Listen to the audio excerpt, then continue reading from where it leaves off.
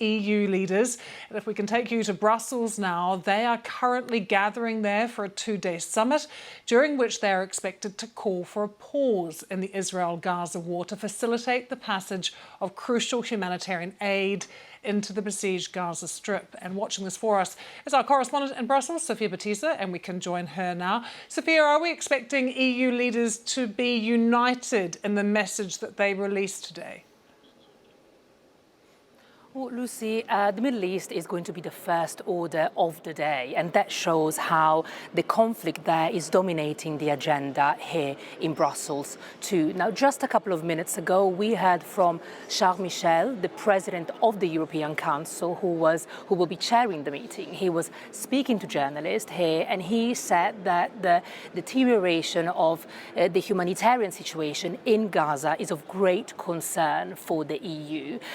But, you know, the problem is that in the last few weeks, the EU's position on the Middle East has been confusing. We've been hearing mixed messages and conflicting opinions on what should be done.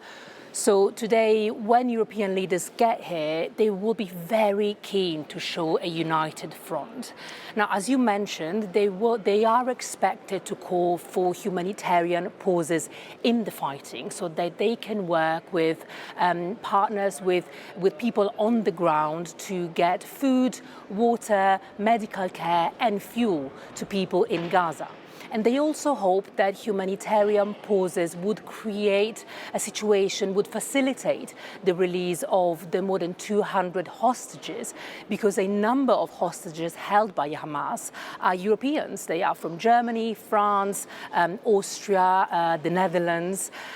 But the problem here is that there are still profound divisions within the EU. And so when leaders get here and discuss the Middle East, we're expecting a very long conversation. It might not be until much, much later in the day that we get any sort of statement.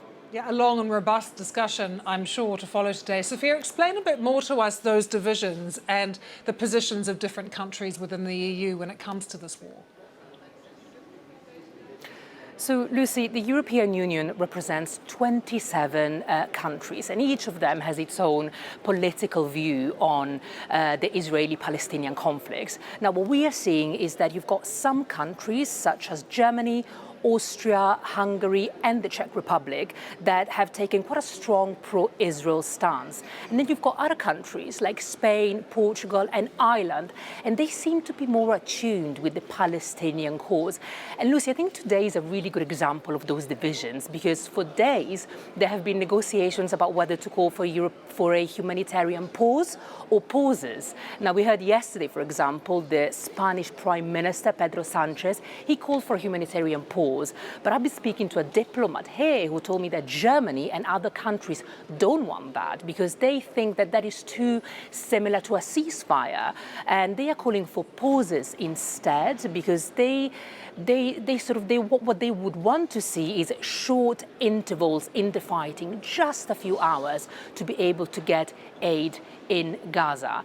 But so those divisions remain, but diplomats here in Brussels today have said to me that the European Union was created as a peace project. And so there is confidence that at some point today, European leaders will be able to find some sort of agreement on the Middle East. We'll be back with you throughout the day, Sophia. Thank you so much.